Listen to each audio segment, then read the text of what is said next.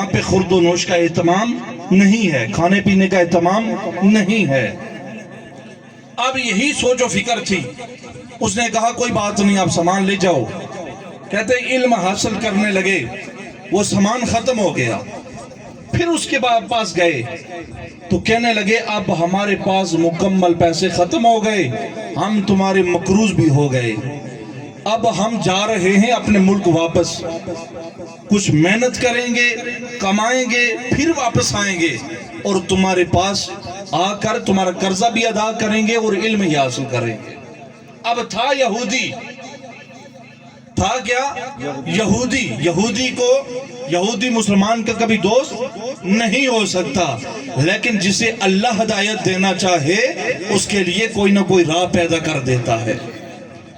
امام طبری اپنے حوالے سے لکھتے ہیں، کہتے ہیں کہ ہم جب یہ بات کہی تو یہودی تھا، مسلمان نہیں تھا۔ ہم مسلمان پتہ ہے کیا کرتے ہیں؟ رمضان کا مہینہ آئے تو ہم قیمتیں دگنی کر دیتے ہیں۔ ہم وہ مسلمان ہیں، تجارت کریں، کسی بندے نے ہم سے ادھار لینا ہو تو ہم اس کے کھاتے میں اپنی جانب سے پیسے لگاتے رہتے ہیں۔ ہم ایسے مسلمان ہیں، غور کریں، مسلمان ہیں ہم، لیکن دغا بازی ہم کرتے، دھوکہ ہم دیتے ہیں۔ وہ یہودی تھا، کہنے لگا کیا ہوا تمہارے پاس پیسے ختم ہو گئے؟ تم آئے ہو اپنے نبی کے دین کا علم حاصل کرنے کے لیے، واپس نہ جاؤ۔ امام طبری کہنے لگے میرے دوست بھی اور میں بھی بولے کہ ہمارے پاس پیسے نہیں، ہم واپس جائیں گے۔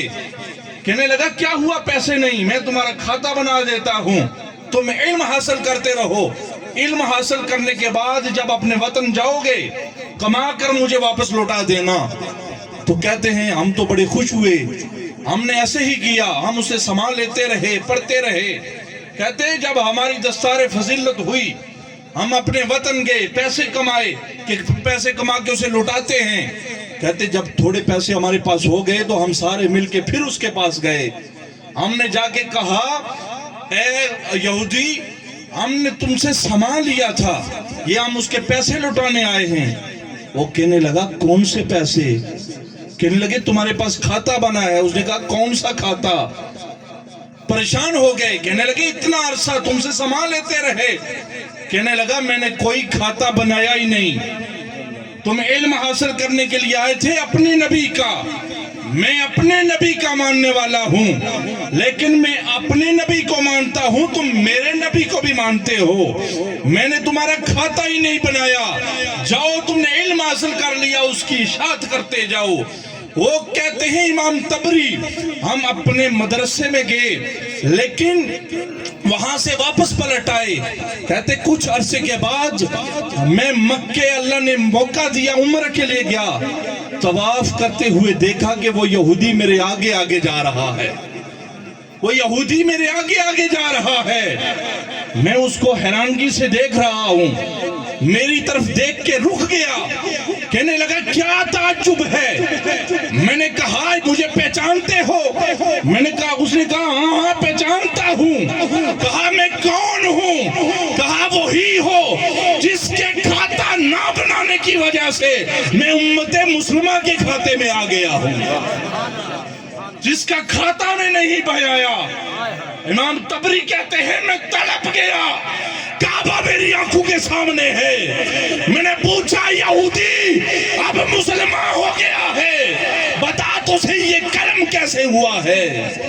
کہنے لگا جب تم مجھ سے پلٹ کے گئے مجھے کہہ رہے تھے نا میرا کھاتا دکھاؤ، میں نے کہا علم والوں کا کھاتا نہیں ہوتا، جب تم چلے گئے رات کو میں سویا، جب آنکھ کھلی کملی والے آقا تشریف لائے، کہنے لگے وہ شخص جس نے میرے غلاموں کا کھاتا نہیں بنایا تو غیر مسلموں کے کھاتے میں کیوں جاتا ہے؟ میرے کھاتے میں آ جا۔